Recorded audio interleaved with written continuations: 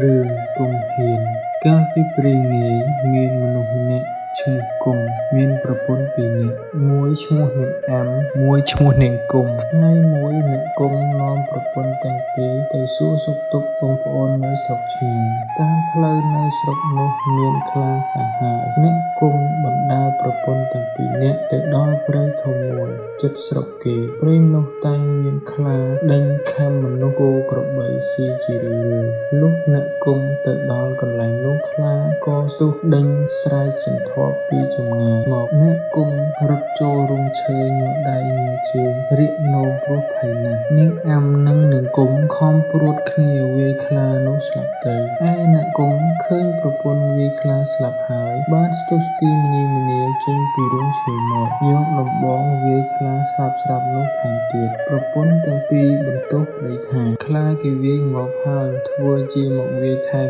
ទៀតព្រោះអីកំសាកញីដូច្នេះអ្នកគង់ជេរបំពេញទៅប្រពន្ធថាមិនដែលមានស្រីណាវាយខ្លាស្លាប់ទេមានតែមនុស្សប្រុសទើបហ៊ានវាយខ្លាតតែស្លាប់ហើយអ្នកគង់ក៏បានបោចវល់ចងខ្លានោះនាំប្រពន្ធសែងចូលទៅក្នុងស្រុកអស់អ្នកស្រុកឃើញអ្នកគង់សែងខ្លាមកគេបបួលគ្នាទៅមើលពាសពេញហើយគេសួរថាឯងធ្វើដូចម្ដេចបានជាបានខ្លានេះត្បិតខ្លានេះសាហាវណាស់វាតែងតែខាំមនុស្សគោក្របីស៊ីច្រើនណាស់ហើយប្រពន្ធអ្នកគង់ក៏និយាយប្រាប់អ្នកស្រុកថាអ្នកគង់គាត់ឃើញខ្លាវាបោលមកគាត់រត់ចូលក្នុងរោងឈើខ្ញុំពីរនាក់ជាស្រីព្រួតគ្នាវាយខ្លាតតែស្លាប់អ្នកគង់ឮប្រពន្ធនិយាយប្រាប់គេដូច្នោះក៏បញ្ចោលទៅលើប្រពន្ធថាមិនដែលមានស្រីណាខ្លាំងពូកែហ៊ានវាយខ្លាស្លាប់ទេមានតែមនុស្សប្រុសទើបខ្លាំងពូកែហ៊ានវាយខ្លាឲ្យស្លាប់បានអ្នកគង់ក៏អួតប្រាប់អ្នកស្រុកថាការដែលខ្លាវាស្ទុះមកនឹងខាំដូច្នេះខ្ញុំដាក់ស្នៀតគុណដូច្នេះបានជាវាបានហើយអ្នកគង់ធ្វើជាលោតគុណវាយខ្លាឲ្យអ្នកស្រុកមើលឯអ្នកស្រុកកោតខ្លាចអ្នកគង់រាល់គ្នាហើយឲ្យឈ្មោះថាគង់ហ៊ានតាំងពីថ្ងៃនោះមកលើល្បីគង់ហ៊ានជាអ្នកពូកែចេះគុណវាយខ្លាស្លាប់រឿងនេះជ្រាបដល់ស្ដេចក៏យកទៅចិញ្ចឹមធ្វើជាសេនាសម្រាប់ច្បាំងសង្គ្រាមលុះយូរបន្តិចទៅជួនជាមានសឹកគេលើកមកច្បាំងយកនគរស្ដេចទ្រង់ប្រើគង់ហ៊ានឲ្យទៅច្បាំងគង់ហ៊ានឮស្ដេចទ្រង់ប្រើឲ្យទៅជួយច្បាំងសឹកដូច្នេះភ័យណាស់ពុំដឹងគិតដូចម្ដេចនឹងមិនទៅច្បាំងមិនបានត្បិតស្ដេចទ្រង់ប្រើហើយខ្លួនបានទាំងល្បីឈ្មោះជាអ្នកខ្លាំងពូកែផងត្រឡប់មកវិញដេកសន្ធឹងសន្ធៃអត់បាយប្រពន្ធទាំងពីរនាក់ចូលទៅសួរថាម្ដេចបានជាដេកអត់បាយដូច្នេះមានបើហេតុភេទអ្វីប្រការដូចម្ដេចគង់ហ៊ានប្រាប់ថាត្បិតស្ដេចទ្រង់ប្រើបងឲ្យទៅច្បាំងសឹកឥឡូវនេះបងខ្លាចសឹកនោះណាស់មិនដឹងគិតដូចម្ដេចទេប្រពន្ធឆ្លើយថាអ្នកកុំព្រួយចិត្តធានាលើខ្ញុំទាំងអស់អ្នកក្រោកឡើងពិសាបាយឲ្យឆ្អែតងូតទឹកឲ្យស្រួលខ្លួនចុះគង់ហ៊ានលើប្រពន្ធលួងលោមដូច្នេះបានធូរចិត្តក្រោកឡើងងូតទឹកស៊ីបាយរៀបគ្រឿងប្រដាប់ទៅច្បាំងលុះរៀបរួចហើយដល់បានពេលលាល្អក៏ចូលទៅក្រាបបង្គំលាស្ដេចចេញទៅច្បាំងយកទាំងប្រពន្ធទៅផងគង់ហ៊ានជិះខាងក្បាលដំរីប្រពន្ធជិះខាងក្រោយមានរេពលហែហោមអមមុខក្រោយជាក្បួនទ័ពត្រៀបត្រាពីពេញលុះជិះទៅជិតខ្មាំងសត្រូវមើលឃើញច្បាស់ប្រាកដគង់ហ៊ានភ័យណាស់លិចអាចលិចនោមញ័រជើងដូចគេអង្រួនក្បាលដំរីឯដំរីគិតស្មានថាគេអង្រួនឲ្យខ្លួនបោចចូលក៏ចេះតែបោសម្រុកចូលទៅមុនរេពលទាំងអស់គ្មាននរណាតាមទាន់ឯខ្មាំងសត្រូវឃើញគង់ហ៊ានបំបល់ដំរីចូលមកដូច្នេះគិតស្មានថាមេទ័ពនេះពូកែណាស់ក៏បាក់ទ័ពចាញ់រត់យកតែព្រះយកដោយខ្លួនទៅគង់ហ៊ានឃើញខ្មាំងរត់ទៅអស់ក៏ធ្វើជាអួតក្អេងក្អាងឲ្យអស់នាម៉ឺននិងរេពលកោតខ្លាចអស់នាម៉ឺនឃើញគង់ហ៊ានលិចអាចដាក់ក្បាលដំរីស្អុយពាសពេញដូច្នេះគេសួរថាលោកមេទ័ពអ្វីក៏លិចលាមកដូច្នេះគង់ហ៊ានឆ្លើយឡើងថាបើកំពុងទៅច្បាំងនឹងសត្រូវហើយឈឺផ្ទៃនឹងចុះទៅដោះទុកសត្វឯណាបានមានតែដោះទុកសត្វលើក្បាលដំ រៃដូចនេះឯងបើរវល់តែទៅដល់ទឹកសត្វខ្មាំងវាមិនកាប់ស្លាប់ឥតអំពើទៅហើយឬអស់នាម៉ឺននឹងរៀបពលឬគង់ហ៊ាននិយាយដូច្នេះអ្នកខ្លះមានប្រាជ្ញគេគិតថាគង់ហ៊ានខ្លាចអ្នកខ្លះមិនសូវមានប្រាជ្ញក៏កោតខ្លាចគង់ហ៊ានណាស់ឯគង់ហ៊ានបានឈ្នះទ័ពត្រឡប់ចូលមកក្នុងនគរវិញហើយចូលទៅក្រាបថ្វាយបង្គំស្ដេចទ្រង់ជ្រាបថាគង់ហ៊ានទៅច្បាំងឈ្នះដេញខ្មាំងរត់ខ្ចាត់ខ្ចាយអស់ទៅទ្រង់ត្រេកអរណាស់ទ្រង់ព្រះរាជទានយស័ក្តិជានាម៉ឺនធំហើយព្រះរាជទានព្រះរាជទ្រព្យគ្រឿងបណ្ដាការជាច្រើនតាំងអំពីថ្ងៃនោះមកគង់ហ៊ានរឹតតែអួតខ្លាំងពូកែក្អេងក្អាងឡើងទៀតលុះក្រោយមកទៀតមានក្រពើសាហាវមួយចេះតែដេញខំស៊ីអស់មនុស្សម្នាអ្នកឈ្មួញជួញលក់ដូរដើររកស៊ីខាងជើងទឹកជើងកំពុងគេខ្លាចរអាគ្រប់គ្នាមិនមាននរណាហ៊ានចុះមួយទឹកឬដើរងូតសោះប្រជានារីលំបាកចិត្តណាស់រឿងនោះក៏ជ្រាបទៅដល់ស្ដេចទ្រង់ត្រាស់ប្រើឲ្យគង់ហ៊ានទៅចាប់ក្រពើឯគង់ហ៊ានលើព្រះបន្ទូលដូច្នោះក៏នឹកភ័យណាស់ប៉ុន្តែមិនហ៊ានទៅតឹងព្រះបន្ទូលក៏ទទួលថានឹងយកអាសាសូមទ្រង់កុំព្រួយព្រះរាជហឫទ័យគង់ហ៊ានត្រឡប់មកដល់ផ្ទះនិយាយនឹងប្រពន្ធថាគេអើយឥឡូវនេះស្ដេចទ្រង់ប្រើយើងឲ្យទៅចាប់ក្រពើក្នុងទន្លេត្បិតក្រពើសាហាវណាស់ម្ដងនេះឃើញថាមិនរួចខ្លួនទេមកជាក្រពើខាំស្លាប់មិនខានពីមុននៅលើគោកគ្រាន់នឹងមើលទៅឃើញឥឡូវនេះនៅក្នុងទឹកធ្វើដោយមិនដេចមិនគេចរួចប៉ុន្តែស្ដេចទ្រង់ប្រើហើយនឹងមិនទៅក៏មិនបានបើដូច្នេះមានតែទៅលើទឹកឲ្យក្រពើខាំស្លាប់តែម្ដងទៅគង់ហ៊ានគិតគ្នានឹងប្រពន្ធដូច្នេះហើយក៏ហៅអស់កូនក្មួយមកធ្វើជាទៅចាប់ក្រពើអស់មនុស្សម្នាមហាជនបានលើថាគង់ហ៊ានបានទៅចាប់ក្រពើក៏បបួលគ្នាទៅមើលពីពេញលុះគង់ហ៊ានទៅដល់កំពង់ទឹកបានឃើញក្រពើហែលមកប្របច្រាំងត្រង់ទីដែលមានដើមឈើពីរដើមដុះជិតគ្នាមានប្រគៀបគាត់ក៏ស្ទុះលោតចុះទៅក្នុងទឹកត្រង់នោះដោយគិតថាលោតទៅឲ្យក្រពើវាខាំឲ្យស្លាប់ទៅទេ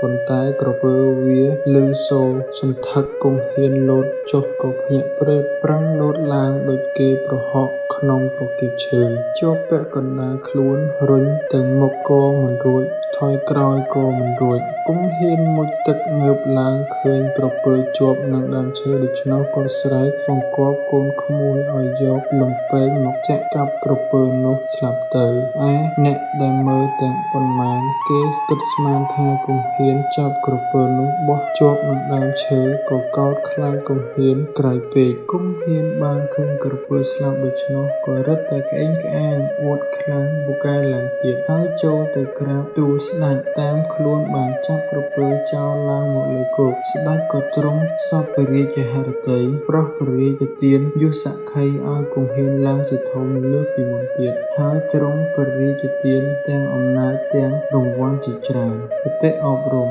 សំណាបយោដីស្រីយងប្រុសសូមជូនរឿងចចកនិងកំពឹសកាលពីព្រេងនាយមានចចកត្រង់ធំមួយដល់ខែលំហើយវាដើររកត្រពាំងបងបួរដែលរីងទឹកដើម្បីចាប់ត្រីស៊ីលុះទៅដល់ត្រពាំងមួយរីងទឹកអស់នៅក្បែរប្រឡងមួយឃើញសុទ្ធតែភក់មានត្រីកំពឹសបង្កងក្តាមជាច្រើនណាស់ចចកឃើញហើយមានចិត្តត្រេកអររីករាយគិតថាថ្ងៃនេះអញមានលាភធំណាស់ជាលាភចម្លែកជាងសពថ្ងៃឯកំពឹសមានប្រាជ្ញាឬចចកថាដូច្នោះក៏និយាយលួងលោមចចកថាយើងទាំងអស់គ្នាសុទ្ធតែជាចំណែកបងចចកឯងទាំងអស់ហើយប៉ុន្តែយើងប្រឡាក់ភក់ណាស់បងចចកស៊ីយើងទាំងភក់ដូច្នេះមិនឆ្ងាញ់ពិសាទេចចកឆ្លើយថាធ្វើដោយម្ដេចនឹងឆ្ងាញ់ពិសាកំពឹសឆ្លើយថាត្រូវបងចចកយកយើងទៅលាងទឹកឲ្យជ្រះស្អាតហើយសឹមស៊ីនោះទើបឆ្ងាញ់ពិសាចចកថាដូចម្ដេចនឹងយកទៅលាងបានមកច្រើនដល់ម្ល៉េះកំពឹសឆ្លើយថា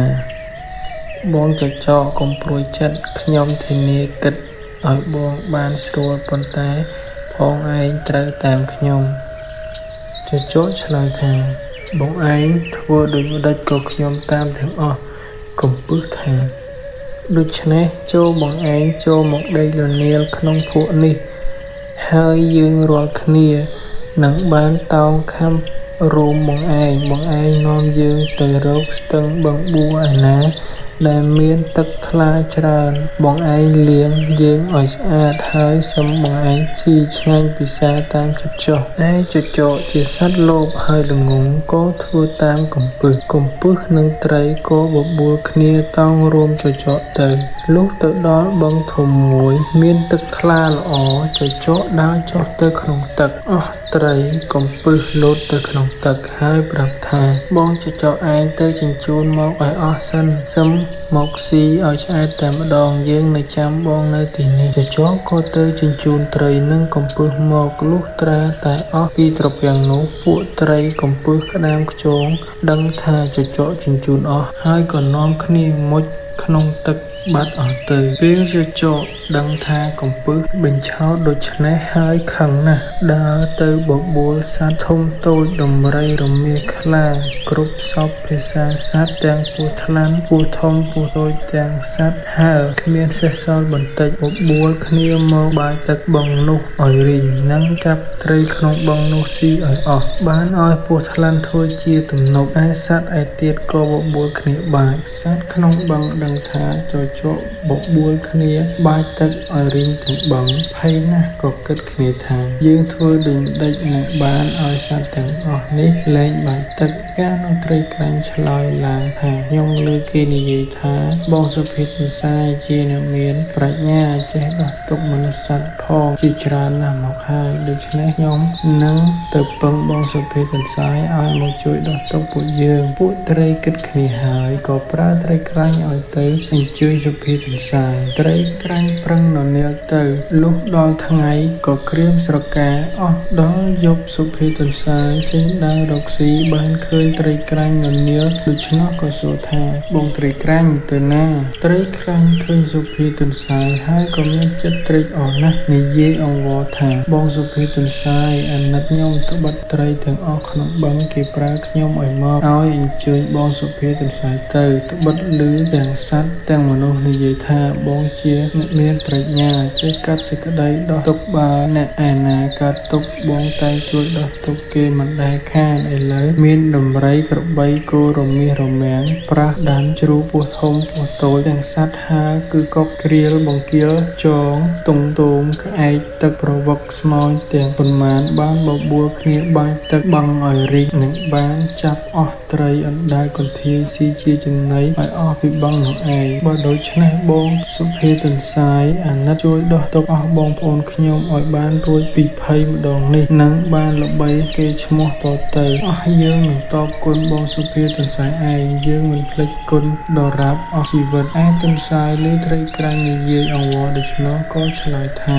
បងត្រីក្រាញ់ទៅមិនចុះទៅប្រាប់អស់ពួកបងប្អូនកុំឲ្យភ័យចាំខ្ញុំទៅជួយដោះឲ្យរួចកុំឲ្យមានចិត្តបារម្ភឡើយត្រីក្រាញ់ក៏ត្រឡប់ទៅវិញឯទន្សាយលុះព្រឹកប្រហៀមឡើងទៅមាត់បឹងឃើញអស់សត្វកំពុងបាច់ទឹកក៏យកស្លឹកឈើដែលដង្កូវស៊ីធ្លុះមកធ្វើជាសម្បុត្រហើយស្រែកហៅអស់សត្វទាំងនោះថាណែបងប្អូនទាំងអស់ចាំស្ដាប់ខ្ញុំត្បិតព្រះឥន្ទលោកឲ្យខ្ញុំនាំសម្បុត្រមកប្រាប់គ្រប់គ្នាថាព្រះឥន្ទលោកមកកាច់ជើងទ្រមប្រមុំជើងអកកាត់ក្បាលចចកដកភ្លុកដំរីសាអស់សត្វលើសម្បុត្រព្រះឥន្ទដូច្នេះភ័យណាស់អើបោលជាន់ងារពាន់លើដំរីក្របីរមាសរមាំងស្ទុះទៅជាន់លើពស់ថ្លាន់ជាទំនប់ដាច់ខ្លួនជា2-3កំណាត់លាយទំនប់លិចទឹកស្លាប់អស់សត្វទាំងអស់នោះក៏ខ្លាចជាចំណីត្រីវិញតាំងពីពេលនោះមកអស់សត្វទាំងពួងកោតខ្លាចប្រាជ្ញារបស់ទន្សាយទុកសុភិតទន្សាយជាគ្រូបាអាចារ្យទាំងអស់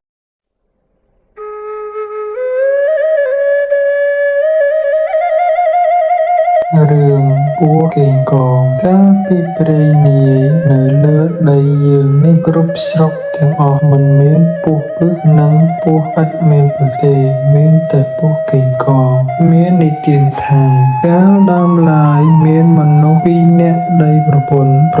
ឈ្មោះនាងនីមានអូនស្រីឈ្មោះនាងអេតដីនោះទៅជួញអង្កាំបាត់ជាយូរអង្វែងថ្ងៃមួយអស់បងប្អូនជិតខាងគេបបួលគ្នាទៅរកអស់ឯនាងនីបានលើគេថាបបួលគ្នាក៏ទៅជាមួយនឹងគេដែរនាងយកនាងអេតជាកូនទៅផងលីដឹងចូលព្រៃបានដើរឃើញអស់ធំមួយនាងនីយកដឹងពុះអស់លុះពុះយូរបន្តិចទៅ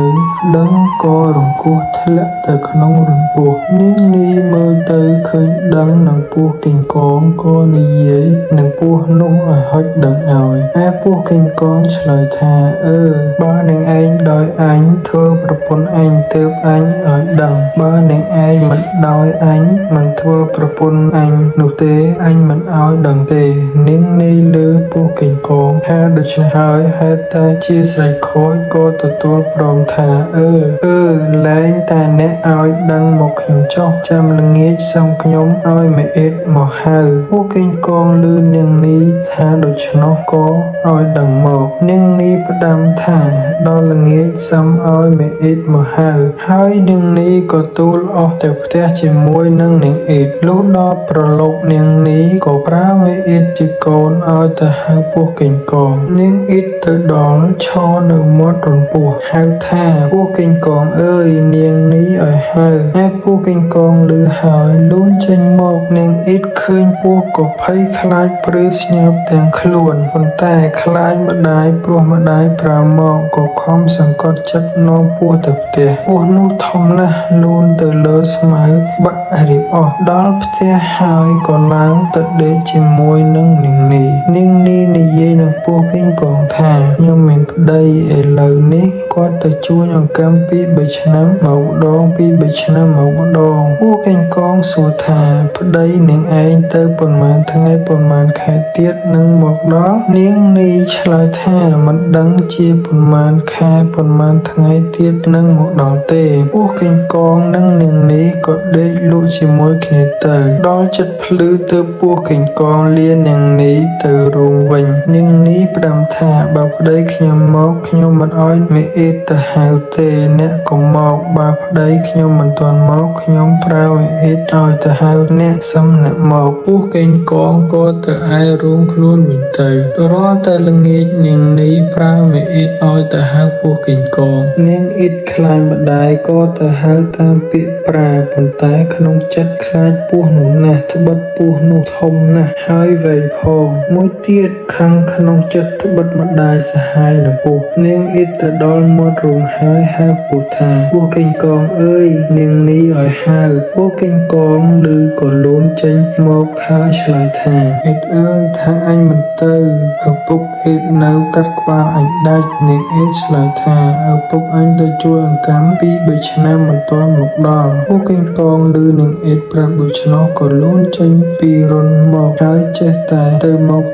សពថ្ងៃនាងនីសហាយនឹងពស់កេងកងតទៅផើមលុះយូរទៅប្តីនាងមកវិជួញអង្កាំវិញនាងនីពស់ធំនឹកសង្ស័យក៏សួរនាងអេតជាកូននាងអេតប្រាប់ឪពុកថាម៉ែគាត់សហាយនឹងពស់កេងកងតែវេលាប្រឡប់កាលណាឲ្យខ្ញុំទៅហៅតែសពថ្ងៃឪពុកឮនាងអេតប្រាប់ដូច្នោះក៏និយាយនឹងនាងអេតថាដល់ល្ងាចហងឯងទៅហៅពស់នោះទៀតអញចាំកាប់វានៅមាត់ទ្វារហើយហងឯងកុំឲ្យម្ដាយហងឯងដឹងឯនាងអេតលុះដល់ប្រឡប់ក៏ទៅហៅពស់កេងកងថាពស់កេងកងនាងនីឲ្យហៅពស់កេងកងឮហើយឆ្លើយអេតអើយអេតអញថាមិនទៅឪពុកអេតនៅកាត់កអញដាច់នាងអេតឆ្លើយថាឪពុកអញទៅជួយអង្កាំពី3ឆ្នាំមិនទាន់មកដល់ពស់កេងកងឮនាងអេតប្រាប់ដូច្នោះស្មានថាឪពុកនាងមិន មិនទាន់មកពីជួញអង្ការមែនក៏ទៅដូចសពថ្ងៃឯឪពុកនាងអេតកាន់ដើរពួននៅមាត់ទ្វារចាំកាប់ពស់គីងកងលូនចូលមកក្នុងទ្វារបន្តិចឪពុកនាងអេតកាត់កដាច់ហើយកាត់មួយកំណាត់ខាងកន្ទុយយកទៅដាក់លើស្កាក់មួយកំណាត់ខាងក្បាលយកទៅដាក់លើមេឃពុត្រាឯកណ្ដាលខ្លួនយកទៅពន្លាត់ស្បែកចោលហើយផ្ដាំនាងអេតថាកុំឲ្យម្ដាយហងឯងដឹងតែត្រូវទុកសាច់ស្លឲ្យម្ដាយហងឯងស៊ីឪពុកនាងអេតក៏លាងឈាមពោះជ្រះអស់មិនឲ្យមានសល់ឯនាងនេះពុំបានដឹងជាប្ដីកាប់ពោះសហាយស្លាប់ទេព្រោះពេលនោះនាងនេះមិននៅទៅសួរបងប្អូននៅផ្ទះឆ្ងាយលុះព្រឹកឡើងនាងអេតយកសាច់ពោះមកស្លទុកឲ្យនាងនេះជាម្ដាយស៊ីនាងនេះឃើញសម្លខ្លាញ់រលើបទាំងចានទាំងឆ្នាំងក៏សួរនាងអេតថាបានសាច់អ្វីស្លមេអេតនាងអេតប្រាប់ថាសាច់ជ្រូកនាងនេះគិតស្មានថាសាច់ជ្រូកមែនក៏ឲ្យមេអេតដួសសម្លយកមកស៊ីបាយនាងអេតដួសសម្លមកឲ្យនាងអេតជាម្ដាយស៊ីនោះមានក្អែកមួយវាឃើញក្បាលពោះនៅលើមេឃពុត្រាវាចង់ស៊ីសាច់ពោះវាបូលថាកឡៅក្លែមខ្លមកឡៅក្លែមខ្លមលេបសាច់ប្ដីឯងនាងនេះកំពុងស៊ីបាយលើក្អែកបូលដូច្នោះក៏មើលទៅមេឃពុត្រាឃើញក្បាលពោះគេលើមេឃឈើហើយនាងនេះនឹកអាណិតស្រក់ទឹកភ្នែកតែនាងពុំហ៊ានយំព្រោះខ្លាចប្ដីដែលអង្គុយស៊ីបាយជាមួយគ្នាប្ដីឃើញនាងនេះស្រក់ទឹកភ្នែកក៏សួរថាហេតុដូចម្ដេចបានជាស្រក់ទឹកភ្នែកនាងនេះឆ្លើយថាស៊ីបាយក្តៅសម្លក្តៅរលឹកកូនចៅរលោងទឹកភ្នែកឯក្អែកនោះចេះតែបូលថាក្លៅក្លែមខ្លមលេបសាច់ប្ដីឯងក្បាលដាក់លើមេឃពុត្រាកន្ទុយដាក់លើស្កាក់នាងនេះមើលទៅលើស្កាក់ឃើញកន្ទុយពោះកេងកងលើនោះឯប្ដីនាងនេះដឹងថាប្រពន្ធសហាយនឹងពោះកេងកងពិតប្រាកដហើយក៏នឹកភ្នោកក្នុងចិត្តខឹងចង់សម្លាប់នាងនេះប៉ុន្តែមិនឲ្យនាងនេះដឹងខ្លួនដល់នាងនេះផើមចាស់ផ្ទៃចិត្តនឹងសម្រាលប្ដីបបួលទៅកក់សក់នៅមាត់បឹងលុះដើរទៅដល់មាត់បឹងប្រាប់ប្រពន្ធថាទៅទៀតឲ្យឆ្ងាយពីស្រុកគេយើងនឹងកក់សក់លេងឲ្យសប្បាយតែពីរនាក់ម្ដងនាងនេះមិនដឹងខ្លួនឯងថាប្ដីសម្លាប់ស្មានតែប្ដីនាំទៅកក់សក់មែនក៏ដើរចូលទៅក្នុងព្រៃឆ្ងាយទៅលុះឃើញកំពង់មួយរៀបស្អាតវាល្អប្ដីប្រាប់ប្រពន្ធថាកំពង់នេះរៀបយើងឈប់កក់សក់នៅនោះចុះឯនាងនេះមិនដឹងខ្លួនជាប្ដីគិតសម្លាប់ក៏អង្គុយកក់សក់នៅមាត់ច្រាំងប្ដីនោះក៏ហូតដើរកាប់នាងនេះពីក្រោយខ្នងមិនឲ្យដឹងខ្លួនដាច់ពាក់កណ្ដាលខ្លួនស្លាប់ទៅពេលនោះឃើញសុទ្ធតែកូនពោះលូនចេញមកពីពោះនាងនេះមកប្ដីនាងនេះក៏កាប់កូនពោះនឹងដាវខ្លះកាប់មិនទាន់ក៏លូនចូលទៅក្នុងកំហែងដីខ្លះមួយទឹកខ្លះចូលទៅក្នុងព្រៃព្រោះហេតុនេះបានជាមានពោះច្រើនបែបច្រើនយ៉ាងមកដល់ឥឡូវនេះគតិអប់រំឃ្លាតឆ្ងាយណាយចិត្តសូមជូនរឿងចចកនិងកំពឹសកាលពីព្រេងនាយមានចចកត្រង់ធំមួយដល់ខែលំហើយវាដើររកត្រពាំងបងបួរដែលរីងទឹកដើម្បីចាប់ត្រីស៊ីលុះទៅដល់ត្រពាំងមួយរីងទឹកអស់នៅក្បែរប្រឡងមួយឃើញសុទ្ធតែភក់មានត្រីកំពឹសបង្កងក្តាមជាច្រើនណាស់ចចកឃើញហើយមានចិត្តត្រេកអររីករាយគិតថាថ្ងៃនេះអញមានលាភធំណាស់ជាលាភចម្លែកជាងសពថ្ងៃឯកំពឹសមានប្រាជ្ញាឬចចកថាដូច្នោះក៏និយាយលួងលោមចចកថាយើងទាំងអស់គ្នាសុទ្ធតែជាចំណែកបងចចកឯងទាំងអស់ហើយប៉ុន្តែយើងប្រឡាក់ភក់ណាស់បងចចកស៊ីយើងទាំងភក់ដូច្នេះមិនឆ្ងាញ់ពិសាទេចចកឆ្លើយថាធ្វើដូចម្ដេចនឹងឆ្ងាញ់ពិសាកំពឹសឆ្លើយថាត្រូវបងចចកយកយើងទៅលាងទឹកឲ្យជ្រះស្អាតហើយសឹមស៊ីនោះទើបឆ្ងាញ់ពិសាចចកថា ដូចមួយដេចនឹងយកទៅលាងបានបើច្រើនដល់ម្លេះកំពឹសឆ្លើយថាបងចចកកុំព្រួយចិត្តខ្ញុំធានាគិតឲ្យបងបានស្រួលប៉ុន្តែផងឯងត្រូវតាមខ្ញុំចចកឆ្លើយថាបងឯងធ្វើដូចម្ដេចក៏ខ្ញុំតាមទាំងអស់កំពឹសថាដូច្នេះចូលបងឯងចូលមកដេកលនាលក្នុងភក់នេះហើយយើងរាល់គ្នានឹងបានតោងខំរួមបងឯងនាំយើងទៅរកស្ទឹងបឹងបួឯណាដែលមានទឹកថ្លាច្រើនបងឯងលាងយើងឲ្យស្អាតហើយសុំបងឯងស៊ីឆ្ងាញ់ពិសាតាមចចកឯចចកជាសត្វលោភហើយល្ងងក៏ធ្វើតាមកំពឹសនិងត្រីក៏បបួលគ្នាតោងរួមចចកទៅលុះទៅដល់បឹងធំមួយមានទឹកថ្លាល្អចចកដើរចុះទៅក្នុងទឹកអស់ត្រីកំពឹសលោតទៅក្នុងទឹកហើយប្រាប់ថាបងចចកឯងទៅជញ្ជូនមកឲ្យអស់សិនសឹមមកស៊ីឲ្យឆ្អែតតែម្ដងយើងនៅចាំបងនៅទីនេះចចកក៏ទៅជញ្ជូនត្រីនិងកំពឹសមកលុះត្រាតែអស់ពីត្រពាំងនោះពួកត្រីកំពឹសក្តាមខ្យងដឹងថាចចកជញ្ជូនអស់ហើយក៏នាំគ្នាមុជក្នុងទឹកបាត់អស់ទៅពេលចចកដឹងថាកំពឹសបញ្ឆោតដូច្នេះហើយខឹងណាស់ដើរទៅបបួលសត្វធំតូចដំរីរមាខ្លាគ្រប់សពភាសាសត្វទាំងពស់ថ្លាន់ពស់ធំពស់តូចទាំង